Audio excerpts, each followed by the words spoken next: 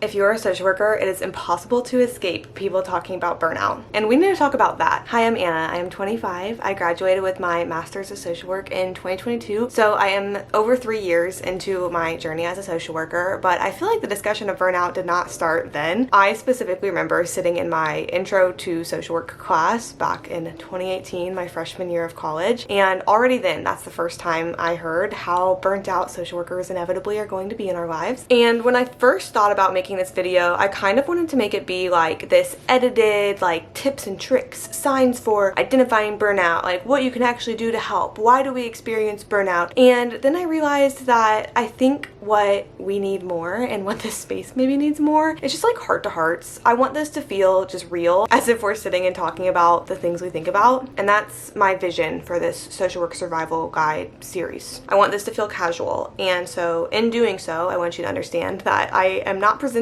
research. I am not presenting education. I am literally just presenting my opinions and my thoughts, and I hope they come out the way that I would like them to, but I'm obviously gonna like miss stuff as well. Some of my videos are ones that professors assign for their classes for social work. This one is probably not that unless your professor is really cool. I have bullet points, not a script, but I do have things I want to say. So to start, I feel like we do just need to address what is burnout. Unfortunately, or fortunately, you probably very much already know. An official definition of it is excessive and prolonged stress, typically specifically due to a workplace. Helping professions, such as social work, are inherently prone to this because you are giving pieces of your humanity in your day-to-day work, pieces of your empathetic self. The emotional burden is high, along with the fact that helping professions are paid unfairly, treated unfairly, and given more work with less reward. Whole different discussion we won't go fully into right now, but those types of things do make people like us more prone to scenarios and situations in which burnout is easier to come by, shall we say. Burnout does not mean that you're just feeling a little tired or you're feeling even a little exhausted or a little overwhelmed. A large part of burnout is the period of time for which you've felt it. Some signs that you might be reaching that point is a state of true emotional exhaustion. Like your house of cards will be coming down if any one thing, if your phone rings one more time, it will cause an actual spiral and mental breakdown. Burnout may make you depersonalize. It may make you feel like cynical. It may make you have a short fuse. A sign of burnout can be the feeling of personal ineffectiveness. Like even if I were to do my job perfectly, it wouldn't matter, which is a painful feeling. So some questions to think about, like, are you really exhausted? Are you experiencing changes in how you relate to people? Is your sense of meaning going away? These are all the things that point towards burnout. Now, why is this something that I personally care about? I hope I give enough nuance in this video to accurately reflect how I truly feel, but talking about burnout in the field of social work is something that I feel very passionate about, but not 100% in the sense of feeling that it is at all beneficial for workplaces to say you need to do more self-care, or for burnout awareness to be so repeated that it puts feelings on you that you don't actually have. Something that I've noticed in my social work career so far, I do believe is an overcorrection from the way things used to be. I remember a professor talking about the fact that previously, like, self-care was not talked about. It was not taught in schools. It was not talked about in professions, and that was a real lack. So I do think it's improvement that we're becoming more emotionally aware. We're adding to people's toolbox, their coping skills toolboxes maybe before they need it. But I do think that the dialogue around social workers are just going to be burnt out is not a beneficial one for young social workers. What I mean by that, I remember before even working a job, already having people more established than me in the field, shall we say, people older than me, talking about burnout as if it was inevitable that one day I was going to hate my life because of the profession I chose. I think you can feel that sometimes if you've ever started a new job and the other people are really miserable. It was kind of a feeling of starting something that you're really excited about, but everyone else is like hating their life, and it kind of starts to feel a little bit contagious. I remember, and I've talked about it before, I could just let it drop, but I won't. I remember getting a comment on a TikTok when I was 22 and fresh out of grad school and loving my job and excited for the work I was doing and loving the clients that I was working with that said, enjoy smiling while you can. Sincerely, I think it was like a 40-year-old social worker or something like that. And that kind of attitude is why I care that we talk about this,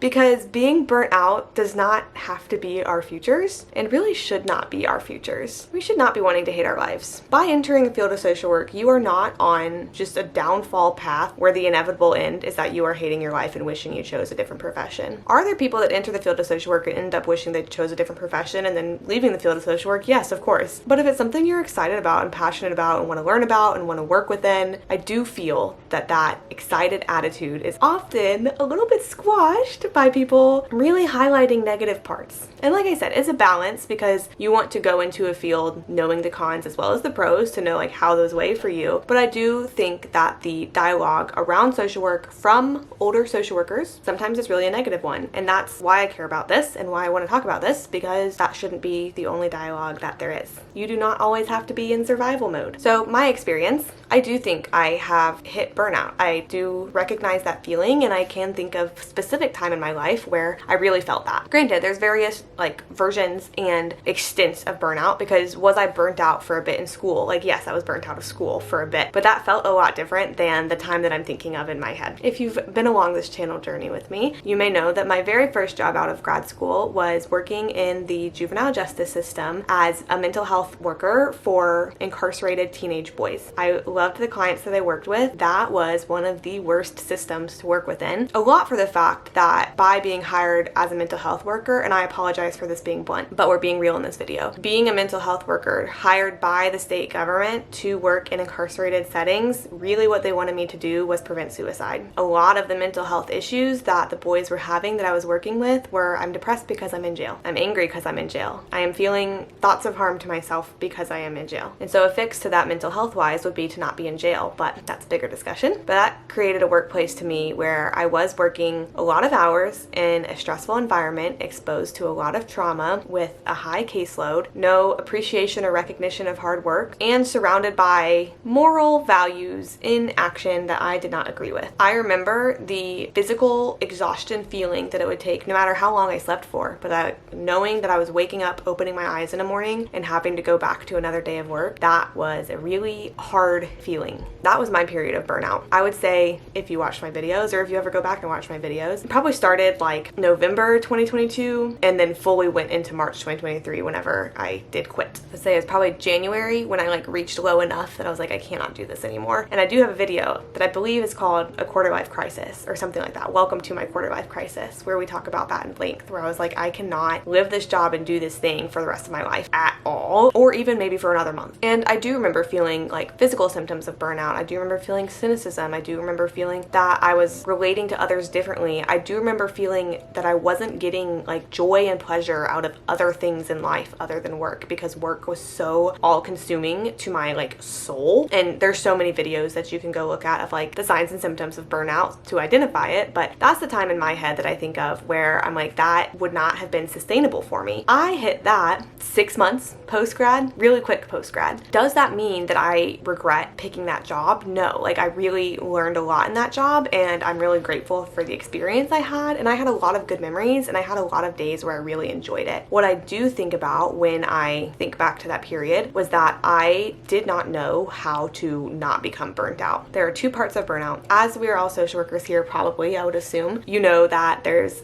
a systems theory. Burnout includes aspects that are systemic, 100%, and burnout also does include aspects that are personal. And we don't always like to talk about the personal aspects. I don't always like to talk about the personal aspects, because you never want to tell someone it's your fault you're burnt out. And I don't feel that way. I feel that it is the system's fault that we are burnt out. And also, there are things that we can do to make experiences better for us and to prolong burnout for as long as possible, or not even hit burnout in the first place. I would say where I currently am, I'm not going to pretend that every day is easy, or that I don't get tired, or that some days I don't have a short fuse, or some days I don't feel hopeless, because sometimes all of those things happen. But at my current job, part of it is systemic, the fact that it is very different. Part of it is that I have learned and grown and become a lot better at not getting burnt out. And I think those two things played together into me really enjoying my life as a social worker right now. And part of that is why I like to speak publicly, because not always do you hear that people really like their lives as a social worker or really like their jobs as a social worker. Hopefully you are surrounded by people who do. But like I said, I just think that there is this like culture that hopefully is going down, but that can really use their cynicism perfectionism to squash the hopes and dreams and enjoyment of new social workers. And I never want to do that to you. So let's talk about how to not be burnt out. Real person to real person. So this is not like a well thought out step-by-step video, but like real person to real person, how to be happy and enjoy your job without getting burnt out as a social worker. What a great concept. Focusing in on the systemic part, things that are in job systems that can contribute and can make you more prone to burnout. Let's think of it as protective factors and risk factor. Again, we're all social workers here. So some risk factors for burnout on a systemic level in an employer, maybe things like an increased workload or an unrealistic workload. If you have a values mismatch of like your own personal values versus what you're having to do, a little moral injury, that's a risk factor for burnout. Any unfairness that you experience,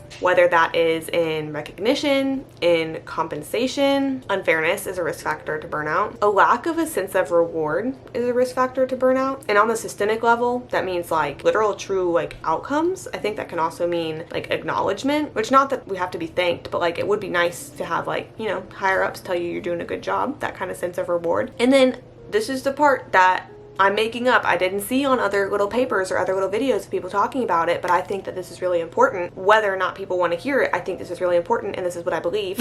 In my opinion, I won't say the biggest, a really big risk factor to becoming burnt out at a job, especially as a new social worker, I'm going to be disrespectful and then I'm going to be respectful. A big risk factor is the bad attitudes of other social workers around you. Now, to be respectful, the habits and mentalities of people around you are contagious, and it is really hard to be excited, energetic, hopeful coming into a job and have that be squashed. And I think that does happen. And I think lots of times culture in workplaces can just spiral and multiply burnt out feelings. Not to say joking about trauma bonding isn't funny, it is. Not to say joking about work in general isn't funny, it is. Not to say complaining isn't healthy. I don't know. Oh, well, healthy might be a strong word.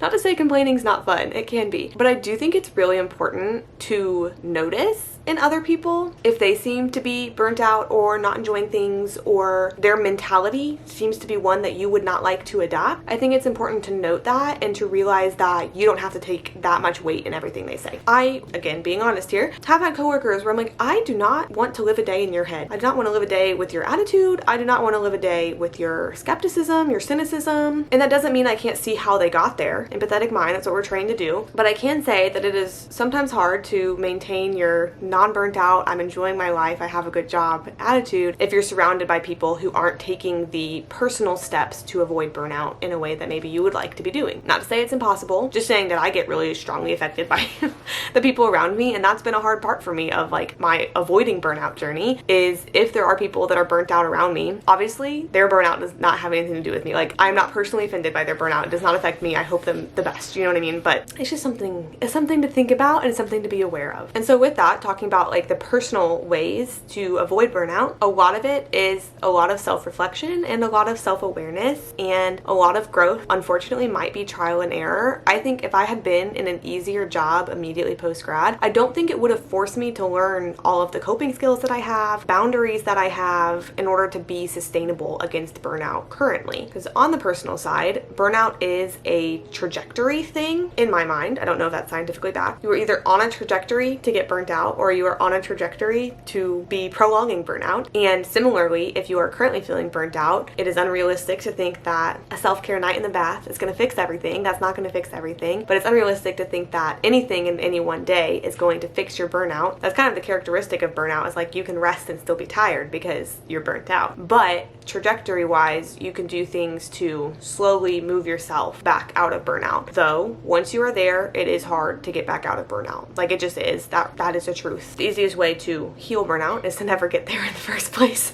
but that's not helpful. But picturing it as a trajectory, picturing yourself as I'm on the trajectory to push off burnout for as long as I can. These are some things that I hope are helpful, but they're things that I've learned. Bringing up the fact that the habits and mentalities of people around you are contagious. So be aware of things you see coworkers do that you would like to do that seem that they're helpful, or things that they do or say that do not seem like things you want to adopt. It is fine to judge people in that way. It is fine to assess what other people are doing and decide if that's something that is going to be your truth too or not your truth. And because we are being so real, this is just truly like real advice. You can enter a day and your coworker might be having a really bad day, and you can feel for them and you can love them, but that does not mean that you have to have a bad day too. too. If you take on the weight of everything and everyone that's around you, that's a good quick path to burnout right there, that is. And it's not apathetic to not take on other people's weight that you don't need to take on. It sometimes truly is just taking the thought of like, wow, I feel for them, I'm gonna comfort them, I'm gonna be a good person to them, but that doesn't mean I'm having a bad day too. Something else to be super aware of is helper syndrome. And if you have helper syndrome, this is something that a lot of people in social work have, and it is not a good thing, even if it can feel like a good thing, even if you think you're a good person because of it. Helper syndrome is only feeling good if you are helping others or if you are being needed by others. This goes deeper than just your profession often.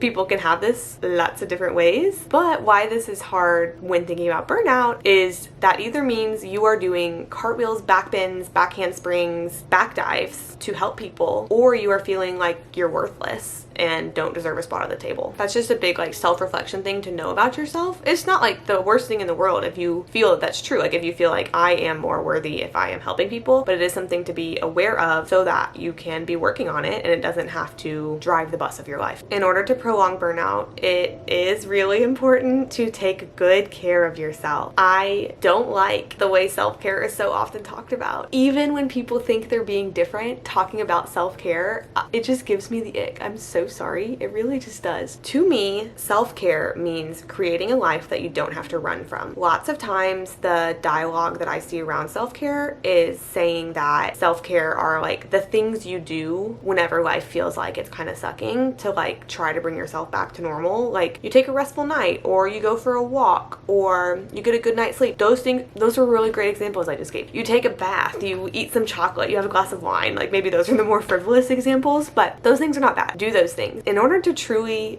be loving yourself in an active way, I believe that that means creating a life that you don't have to escape from. Making choices to where you are maximizing moments you're smiling in a day to the best of your ability of things that are within your control. Obviously, not everything's within our control. I am so aware of that. But when I say take good care of yourself, I am meaning be nice to yourself. Treat yourself like someone you love. If that's easier to you than thinking, oh, I have to love myself, like if thinking I have to love myself feels weird, think of somebody different that you love.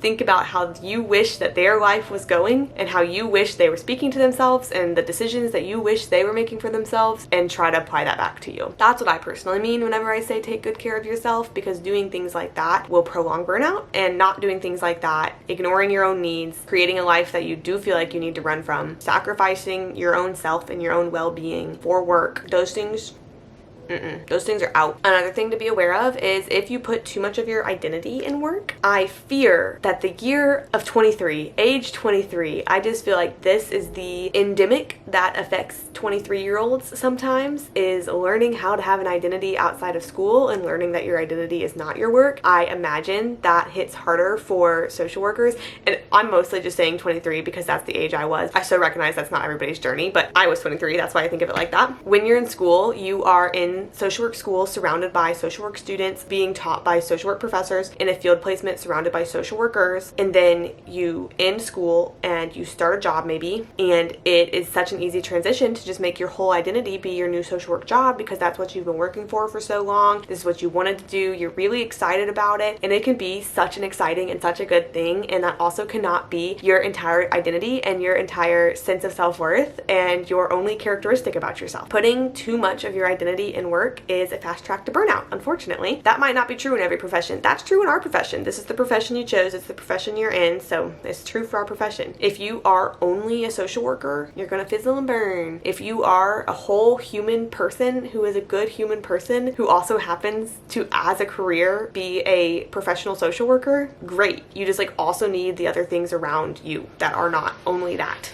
And I think a good way to think about that is, how are you structuring yourself? What is our tendency is to give a lot of ourselves or all of ourselves or just too much of ourselves at work, and then leave the leftovers for after work, for our personal lives, for the hours outside of 9 to 5, which sometimes can look like having a huge, hard, busy day at work and then just coming home and crashing on the couch and that's it. That's a fine day to happen. I have those days. That just can't be every day. And if that's every day, that's when it starts to thinking like, maybe I'm burnt out and need to make some changes here. You may be noticing a lot of these things probably can be helped in therapy. counseling if you're not in therapy, if it's beneficial to you, if it's something you're interested in. Some of the signs and symptoms of burnout overlap with some signs and symptoms of depression as well, and if you feel like you need additional help, seek additional help. Please remember, you're treating yourself like you would a loved one. You would want them to seek help when they want help. But I do feel like a point that I do really truly believe is there are 100% systemic issues that can lead to burnout. There are also ways that you are empowered to protect yourself and to help yourself and to set your trajectory the way that you would like it to go, and that does not have to be the trajectory that people tell you your trajectory is going to be whenever you're entering the field of social work. All of that to say, what not to do. If you were a friend coming to me feeling like you were burnt out, the last thing that I would want you to do is to feel that there is some sort of pressure on yourself that you have to like add more into your life or spend more energy in your life trying to do the little self-care activities that everyone tells you you have to do, and that it is in somehow, some way your fault that you feel the way that you feel. That feels different to me than like you are empowered to protect yourself. That doesn't mean that if you are in a burnt out state that it's like your fault that you got there. I feel like those two things can be true at once. So I don't want you to add more onto your plate under the guise of taking care of yourself better. I want you, like I said before, to like truly have love for yourself and create a life for yourself that you're not having to escape from. I want you to care for yourself, but that doesn't mean that you're having to like take action and add more onto your plate. I want you to, in the simplest meaning of the word, care for yourself. I do not want you to put pressure on yourself to fix any burnt out feeling that you're feeling in one day. That's not realistic. But also with that, I don't want you to think that you're stuck in burnout because you had a bad day. Bad days are different than being burnt out. Being burnt out is real. Having bad days are real. They're just not the same thing. I do want you to focus time on your health, on your personal relationships, on your hobbies, on literally the things that bring you joy and make you happy. It is okay if work makes you happy and brings you joy. It cannot be your only source of joy and your only source of happiness. Celebrating small wins as a social worker is like professionally is so important, but those can't be your only wins in a day. Sometimes I think it's helpful to think, if work were to go away, and I'm ignoring all financial responsibility, if work were to go away, would I be okay? Not thinking about the finances part of it. I also need an income to be okay, but like if work were to go away as a social worker, would I be okay? Do you have enough left over that you're still a whole human person? It's very important to be a whole human person. I think it's also important to reflect on if you are feeling stressed or if you are worried that you are entering burnout, to really do some digging into like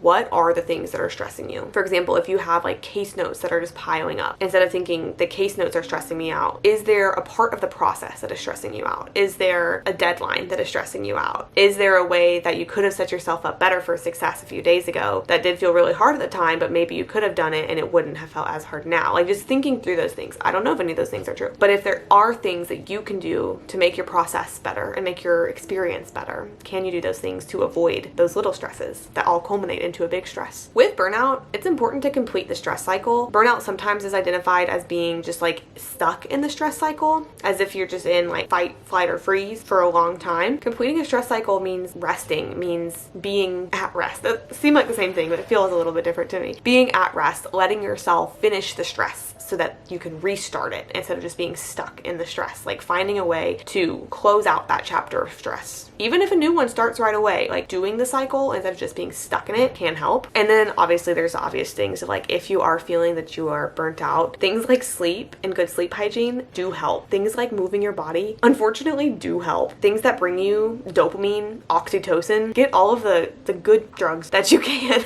in your brain. The natural ones is what I'm encouraging you.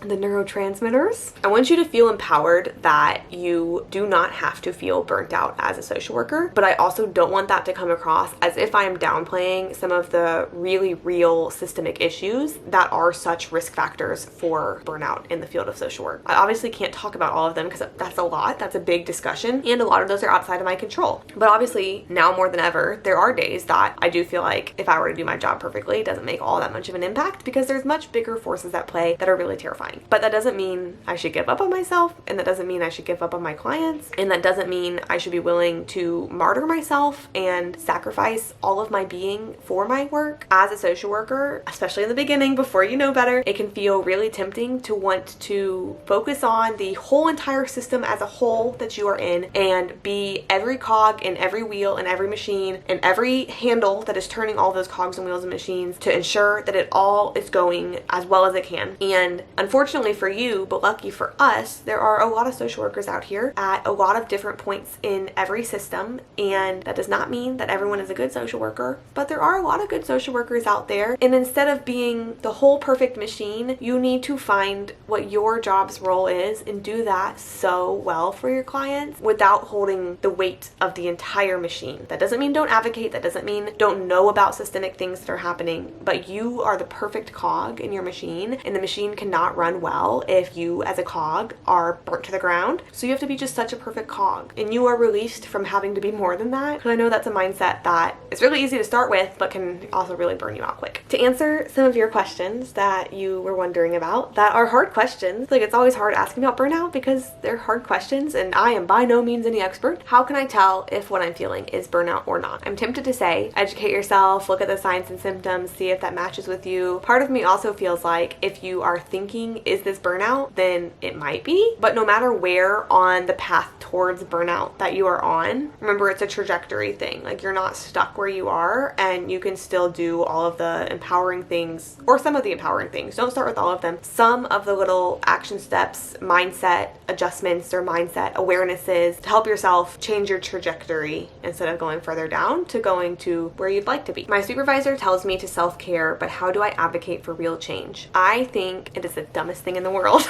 whenever uppers tell you to self-care in response to true concerns. Now, I do think that supervisors, managers, administrative people should want you to care for yourself and should want you to love yourself, but self-care is not an answer. Self-care is just something we do as people. Like as people, you should care for yourself. Self-care is not a solution to real problems. So I hate that people say that. It's an ick. Like I said, it's an ick. I am no pro at advocating for real change in a job setting. I don't know if I know how to do that well, but I will say that I am so certain you're not alone in how you feel. There are power in numbers. There is power in boundaries. I do plan on making a video about what I feel boundaries actually are and what boundaries are important and what boundaries have been life-saving for me. Life-saving's dramatic.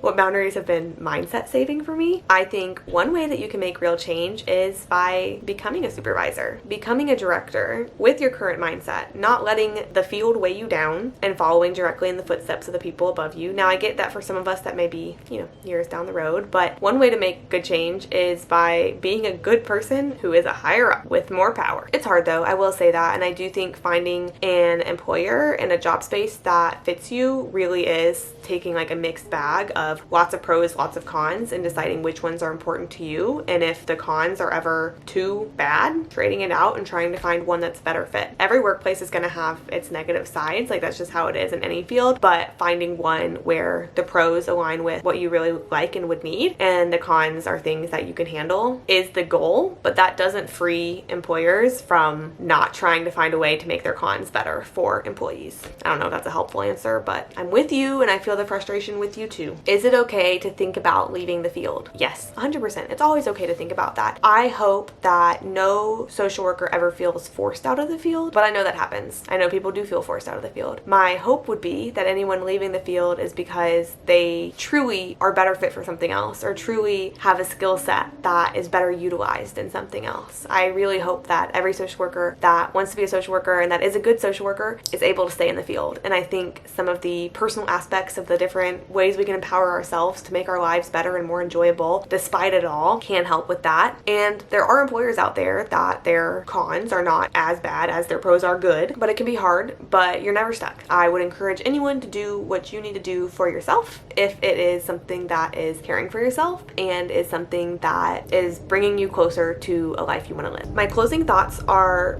worries that all of this was just rambles and not helpful, but I just feel like I hear so many people all the time talk about burnout, and it's like on either side of the spectrum. It just doesn't always feel accurate to me of either like you're going to have to be burnt out because you're a social worker. Like, no, I don't have to be that. Don't tell me what to do. But also I feel annoyed if I see people downplay the real toughness that comes with being a social worker, because it's obviously not sunshine and rainbows, and supposedly no job is, but I will say that our job, I feel, is harder than a lot of others, and not everybody can do it well and do it successfully. That's just how I feel. So I hope this video kind of like split the hair between the middle of those. Try to be real real while also be helpful while also not being cynical. It's a tough ask. It really is. If there are other topics that you would like me to talk about in our little like social work survival guide heart to hearts, let me know. I would really love to know your thoughts about anything I spoke on today. If you agree or if you disagree, either one is fine. I think there are deeper discussions to have than are always had, and I would love for us to have them. If you're not subscribed to me yet, do that before you go. Thank you. I love you. You're really doing great. No matter what you're doing, you're really doing great. Whether you believe it or not, you are. I know. And I'll see you next time.